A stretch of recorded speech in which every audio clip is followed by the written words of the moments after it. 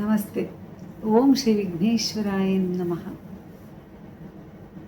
ಶಿವಾಲಯದಲ್ಲಿ ಶಿವಲಿಂಗದ ಮೇಲೆ ಒಂದು ರಾಗಿ ಪಾತ್ರೆ ಇಟ್ಟಿರ್ತಾರೆ.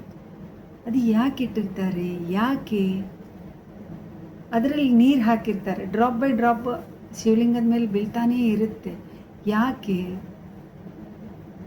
ಯಾಕೆ ಅಂತ ಹೇಳಿದರೆ, ಶಿವ ಅಂದರೆ ಸಮುದ್ರ ಮಂಥನ ಟೈಮ್ನಲ್ಲಿ ಫಸ್ಟು ಬರೋದು ವಿಷ ಬರುತ್ತೆ. ವಿಷ ಬಂದಾಗಿ ಎಲ್ಲರೂ ಪರಮೇಶ್ವರನ ಹತ್ರ ಬಂದು ವಿಷ ಬರ್ತಾ ಇದೆ, ಏನು ಮಾಡೋದು ಅಂತ ಕೇಳಿದಾಗೆ ಶಿವ ಆ ವಿಷನ ತನ್ನ ಸೇವನೆ ಮಾಡಿಬಿಡ್ತಾನೆ.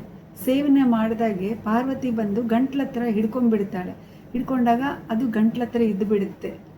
ಹಾಗಾಗಿ ಅವನು ನೀಲಕಂಠ ಅಂತಲೂ ಹೆಸರು ಬಂದಿದೆ ಶಿವನಿಗೆ. ಆ ವಿಷ ಎಷ್ಟು ತಾಪಾರಿ, ಅದನ್ನು ಕುಡಿದವನಿಗೆ ಬಹಳ ತಾಪ. ಆ ತಾಪಕ್ಕೋಸ್ಕರನೇ ನಾವು ಅಭಿಷೇಕ ಮಾಡಿರ್ತೀವಿ, ಹೌದಾ? ಆ ತಾಪ ಇಳಿಯೋದಕ್ಕೆ ನಾವು ಶಿವಲಿಂಗಕ್ಕೆ ನಾವು ಅಭಿಷೇಕ ಮಾಡ್ಕೊಂಡಿರ್ತೀವಿ. ಅಭಿಷೇಕದಿಂದ ಅವನಿಗಿರೋ ತಾಪ ಎಲ್ಲ ಕಡಿಮೆ ಆಗುತ್ತೆ. ಶಿವಲಿಂಗಕ್ಕೆ ತಾಪ ಕಡಿಮೆ ಆದರೆ ಭೂಮಿಗೆ ತಾಪ ಕಡಿಮೆ ಆಗುತ್ತಂತೆ. ಭೂಮಿಗೆ ತಾಪ ಕಡಿಮೆ ಆದರೆ ಜನಗಳಲ್ಲಿ ತಾಪ ಕೂಡ ಇರಲ್ಲ ಅಂತ ಹೇಳೋ ಒಂದು ಶಾಸ್ತ್ರ.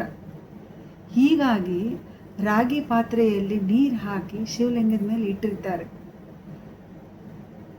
Thank you so much.